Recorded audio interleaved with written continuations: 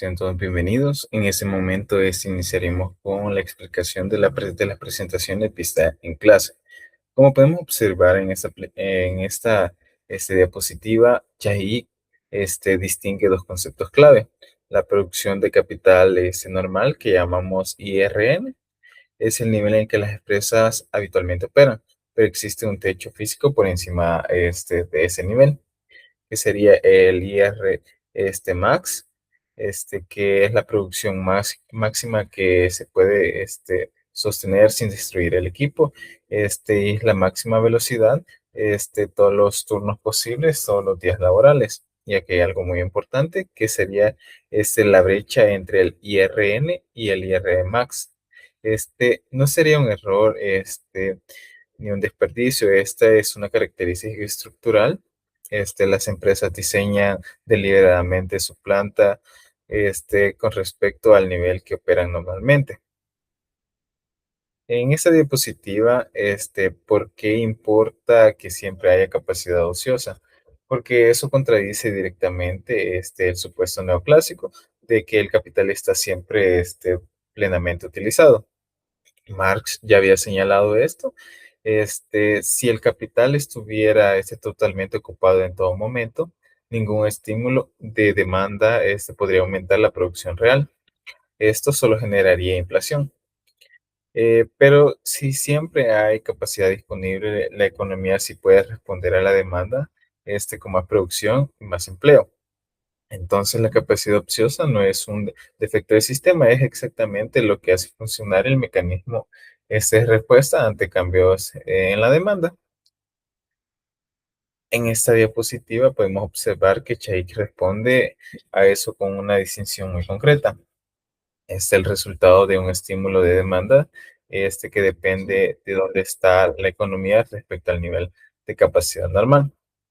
Si la producción efectiva está por debajo del IRN, que podemos observar aquí, que sería el recuadro de color verde, hay capacidad ociosa disponible, el estímulo se convierte principalmente en producción real y empleo.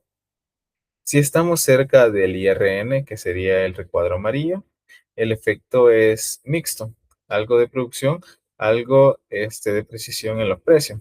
Y si ya superamos el IRN, como se puede ver en el recuadro rojo, el estímulo es principalmente inflacionario. No hay margen productivo disponible y el exceso de demanda se va a precios.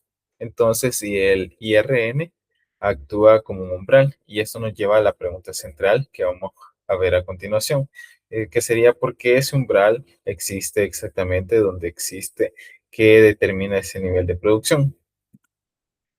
Como podemos observar, la respuesta sería de cómo funciona la estructura de costos cuando una planta opera en más de un turno. Cuando una empresa puede producir en dos turnos, el primero y el segundo no tienen el mismo costo unitario. Esa simetría es la clave para entender por qué existe un nivel normal de producción bien definidos. El primer turno opera con las condiciones más favorables. Los trabajadores más calificados suelen estar asignados al turno diurno.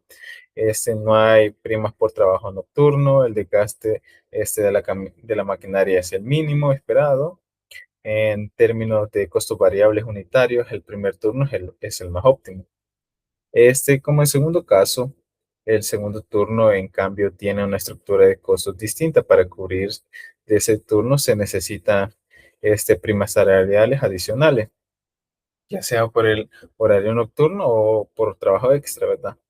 El nivel de supervisión requerido es mayor. La maquinaria sufre un desgaste adicional más allá del normal, y típicamente el índice de errores y desperdicios también aumenta.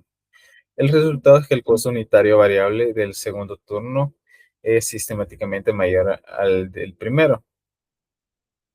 Vaya, en esta gráfica, Chajik asume que el segundo turno siempre se resulta más caro que el primero, pero eso no es automático, depende de dos fuerzas que van en sentidos opuestos.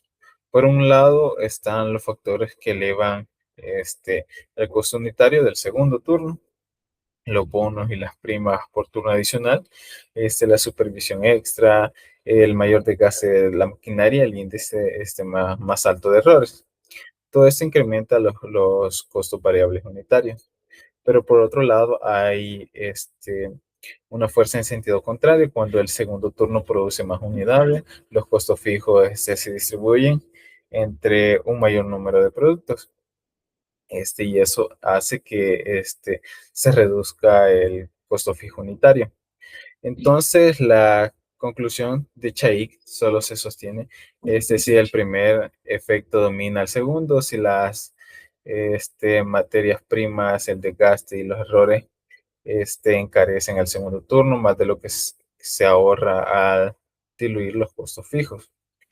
En las industrias muy intensivas en capital, donde los costos fijos son enormes, también las variables relativas son bajas, podría ocurrir lo contrario. El ahorro en costos fijos supera el incremento en variable y el segundo turno podría resultar más económico por unidad. Bueno, en esta diapositiva, todo lo que vimos nos lleva a una conclusión, que el nivel de producción normal del IRN se ubica exactamente en el punto mínimo de costos unitarios. ¿Por qué sería esto? Bueno, porque a lo largo del primer turno hay economías de escala.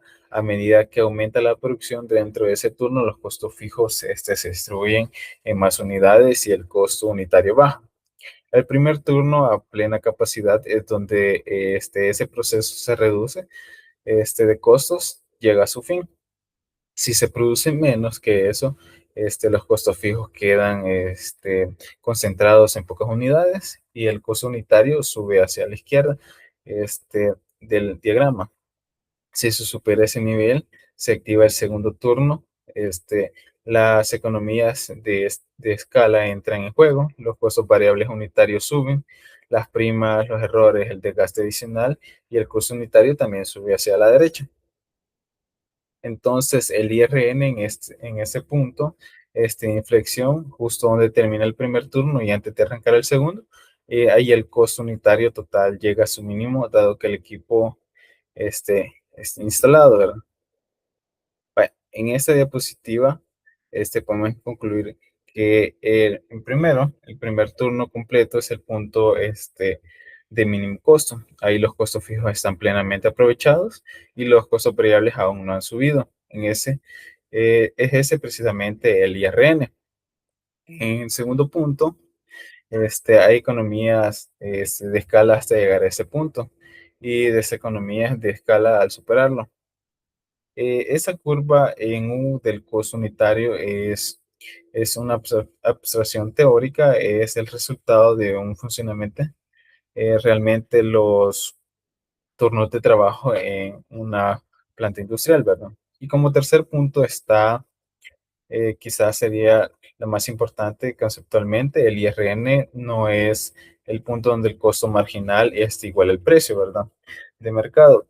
Como diría en la teoría neoclásica, es el punto donde el costo unitario total alcanza su mínimo. Ese da la estructura existente, lo que significa que el IRN es un óptimo técnico económico, no es un equilibrio de mercado. Lo que determina la tecnología es el diseño de la planta y la organización del trabajo. No las señales de precios ni las preferencias del consumidor. Con eso termino mi parte. Gracias.